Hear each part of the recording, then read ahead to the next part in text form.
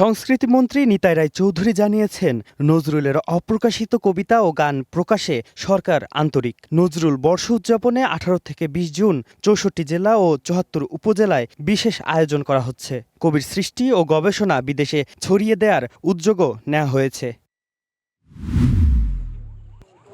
স্থানীয় সরকার প্রতিমন্ত্রী মীর শাহে আলম বলেছেন, মহাসড়কের পাশে কোনো ময়লার ভাগার করা যাবে না। জনস্বাস্থ্যের কথা বিবেচনা করে উপযুক্ত স্থানে ল্যান্ডফিল করতে হবে। সকালে রূপগঞ্জের গোলাকান্দাইল ও ভুলতা গাউসিয়া এলাকায় সড়কের পাশের ময়লার ভাগার অপসারণ কার্যক্রম পরিদর্শন করেন তিনি। বিমানমন্ত্রী আফরোজা খানম রিতা সরকারি কর্মকর্তাদের হুঁশিয়ারি করে বলেন, যে সরকারি ক্ষমতায় থাকুক রাষ্ট্রের কর্মচারী হিসেবে দায়িত্ব পালন করতে হবে। মানিকগঞ্জ জেলা আইনশৃঙ্খলা কমিটির সভায় এমন হুঁশিয়ারি দেন তিনি। চট্টগ্রাম স্টক এক্সচেঞ্জ দেশে প্রথমবারের মতো কমোডিটি এক্সচেঞ্জ চালুর উদ্যোগকে স্বাগত জানিয়েছে। তারা 5 বছরের কর অবকাশের দাবি জানিয়েছে।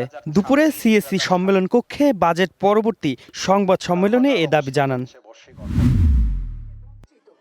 বিপ্লবী ওয়ার্কার্স পার্টির সাধারণ সম্পাদক সাইফুল হক অভিযোগ করেছেন, বাজেটে সাধারণ শ্রমিকদের জন্য কোনো কার্যকর পদক্ষেপ নেই। শ্রমিক মজুরি কমিশন গঠন করা হয়নি। দলটির প্রতিষ্ঠাবার্ষিকীর সমাবেশে এসব কথা বলেন সাইফুল হক।